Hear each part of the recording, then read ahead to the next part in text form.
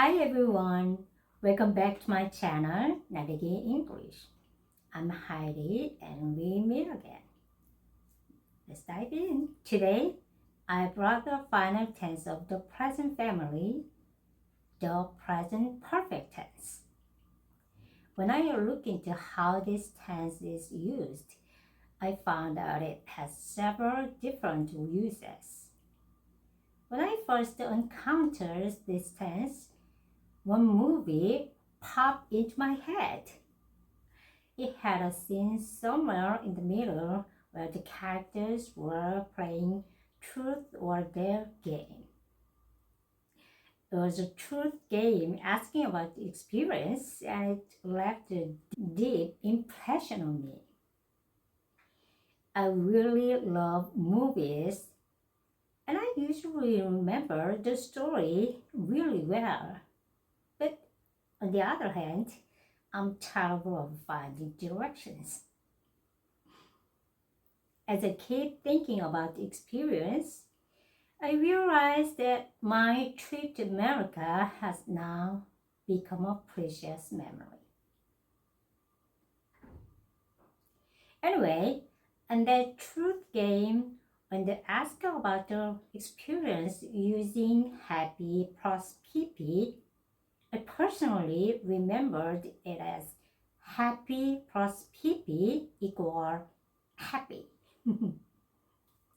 I don't know why, but it just sounded like they saying happy.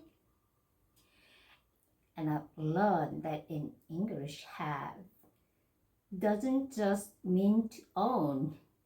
In a simple way, it often shows a deeper sense of holding or processing something emotionally or mentally. I just think have just mean to have as in owning something.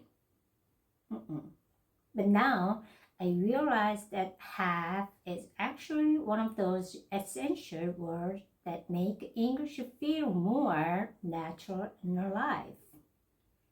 So I create my own nickname for the present perfect tense, the heartprint of time. Because this tense often expresses the emotional state of now based on what happened before, is softer than the simple present tense. At first, I had a hard time telling it apart from the past tense. The present perfect tense looked kind of like a past tense to me. But when I started to compare them, I began to see the difference clearly. Past tense is simply the past. But the present perfect tense expresses how the past is still connected to how I feel now. It's like a sentence that has two parts. One is the meaning I can see, and the other is the feeling I don't see. The present perfect is used to sharing surprising moments, happy feelings, and even saying, I'm full or tired. These that are connected to how I feel right now. Also, just like the past continuous tense, the present perfect tense can show change over time.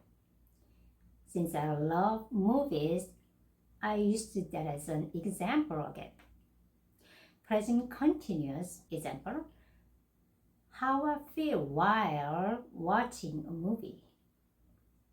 Present perfect tense example, how I feel after watching a movie, the feeling that stayed with me.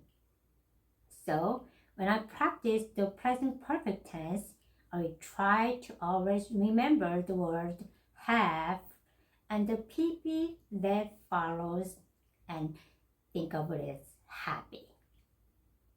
Next time, before starting the 4 types of past tense, I will come back and chat about for present family tense for review. See you again. Bye bye.